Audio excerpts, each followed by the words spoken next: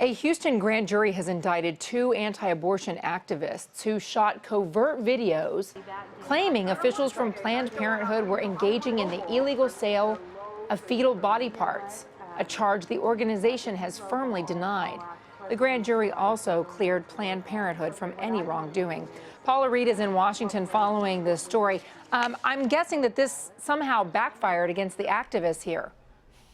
You could say that, Contessa, although this does bring additional attention to the videos and to the cause that they're trying to push. But this grand jury was originally looking into Planned Parenthood and allegations of misconduct against them after the Center for Medical Progress released these videos that, again, appear to show employees of Planned Parenthood discussing the sale of aborted fetal tissue for research. But the grand jury declined to indict Planned Parenthood and instead came back with indictments against two individuals who were involved in the making of these videos. The first one, David Daleiden, he was indicted on a charge of tampering with a government record. That's a second-degree felony. Another individual involved in the making of these videos was also indicted on that charge. And Daleiden also faces a charge related to the prohibition of purchase and sale of human organs. Now, this is not what Mr. Daleiden and the Center for Medical Progress had expected out of this investigation, but this was announced today by the DA, and she's likely to follow the grand jury's recommendation and file charges against them. Okay, just to be clear, were there any indictments here against Planned Parenthood?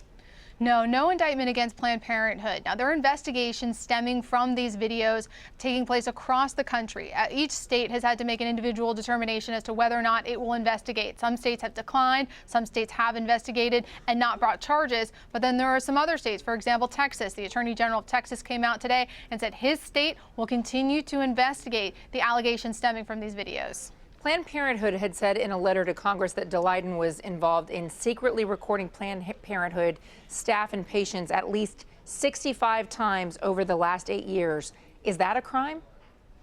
According to this particular indictment and what they looked at, they're saying that part of the way they conducted this investigation, their allegations that they used fake IDs, that's, I think, how they got them in this case on this allegation of tampering with a government record. So it depends how you go about doing this. Each state's law is different. So if you're going to conduct an undercover sting or try to collect videos in this way, you have to make sure that you're in sync with the laws of whatever state and county you're conducting this type of investigation in. Okay, and what happens next for the two that were indicted? Well, the DA will likely follow the recommendation of the grand jury and file charges. That is commonly what DAs do. But again, this issue is playing out in states across the country.